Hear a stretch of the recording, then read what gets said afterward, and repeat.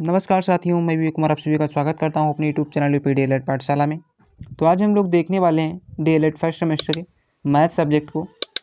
तो इसमें आज हम लोग स्टार्ट करने वाले हैं परसेंटेज टॉपिक को। ठीक है, तो देखते हैं कि परसेंटेज क्या है, इसके बारे में जानते हैं, जो कि हमारे एग्जाम में 1 या 2 नंबर के क्वेश्चन से पुटअप किए जाते हैं। ठीक है, तो परसेंटेज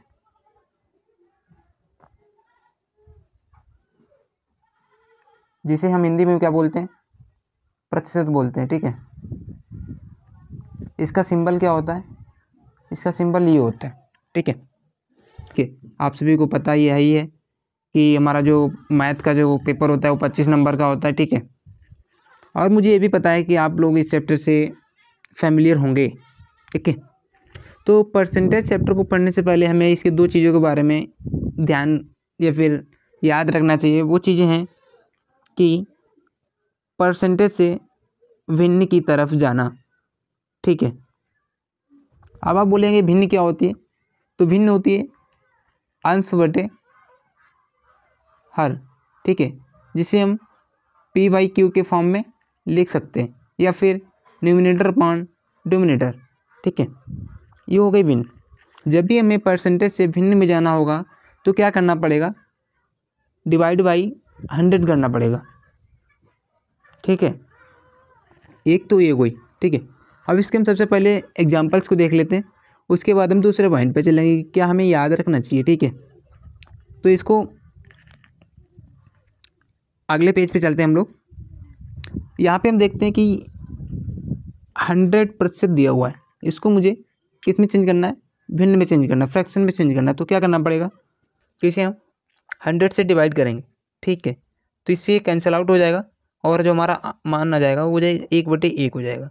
ये हमारा क्या हो जाएगा, न्यूमिनेटर हो जाएगा, ये पान हमारा क्या हो जाएगा, डिनोमिनेटर हो जाएगा। ठीक है, अंश अपान हर हो जाएगा। ठीक है, ये फ्रैक्शन में हमारी वैल्यू चेंज हो गई।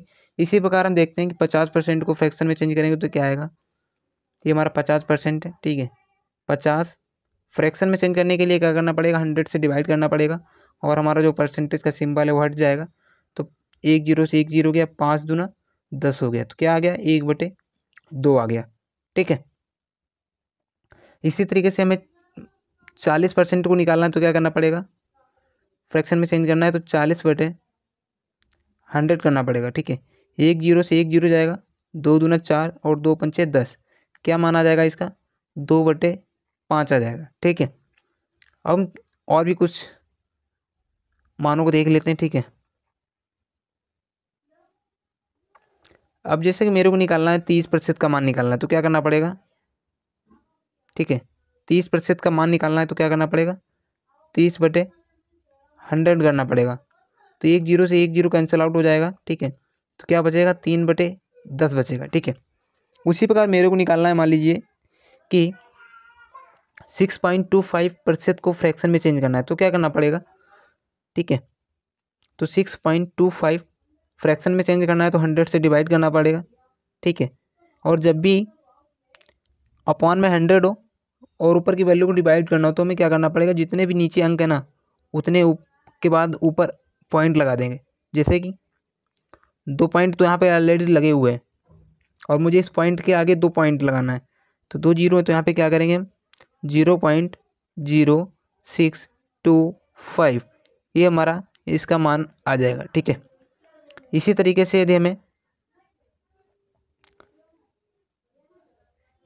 से हम यदि और भी वैल्यू को निकालें तो क्या आएगा, देखते हैं। जैसे कि 12 सही 1/2 परसेंटेज है, इसको हमें फ्रैक्शन में चेंज करना पड़ेगा तो क्या हो जाएगा,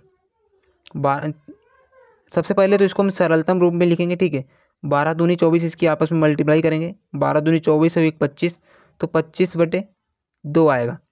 और फ्रैक्शन में चेंज करना है तो क्या करना पड़ेगा, 100 से डिवाइड करना पड़ेगा। ठीक है, तो इसको हम सॉल्व कर लेते हैं, 25 को 100 हो जाएगा, तो यहाँ हो जाएगा 1/8। ठीक है, ये हमारा हो गया फ्रैक्शन।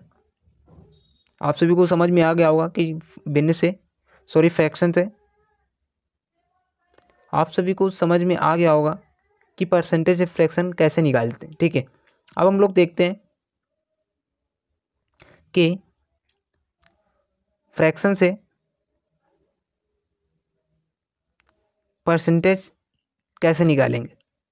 जब भी आपको फ्रैक्शन में वैल्यू दी हुई होगी और उसको आपको परसेंटेज में कन्वर्ट करना रहेगा तो क्या करना पड़ेगा, आपको 100 से मल्टीप्लाई करनी पड़ेगी।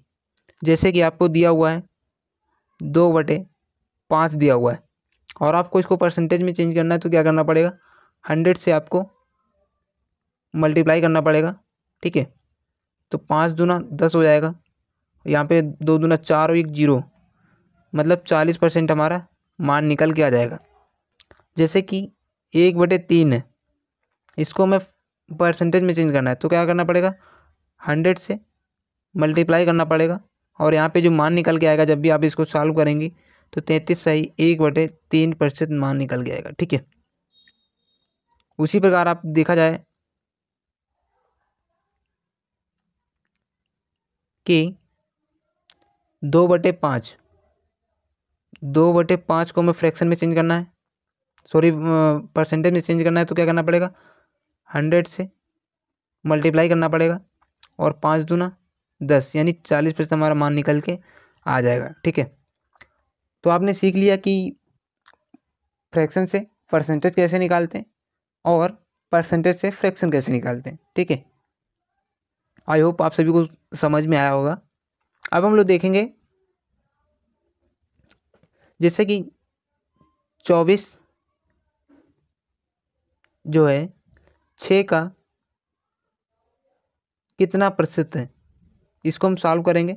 ठीक है, तो क्या होगा, 24 बराबर 6 का कितना प्रतिशत है, तो 6 का हम मान लेंगे पी प्रतिशत, मुझे नहीं पता कितना प्रतिशत है। ठीक है, तो 6 का पी प्रतिशत निकालेंगे और इसकी आपस में डिवाइड कर देंगे, इसको 6 चौक 24 हो जाएगा। ठीक है, तो क्या हो गया, 4 बराबर P/100 हो गया और P का मान निकालने के लिए क्या करना पड़ेगा, इसको हमें आपस में इधर से मल्टीप्लाई करा देंगे। ठीक है, तो P बराबर क्या निकल के आएगा, 400 निकल के आ जाएगा। ठीक है, जैसे कि अगला क्वेश्चन देखेंगे हम लोग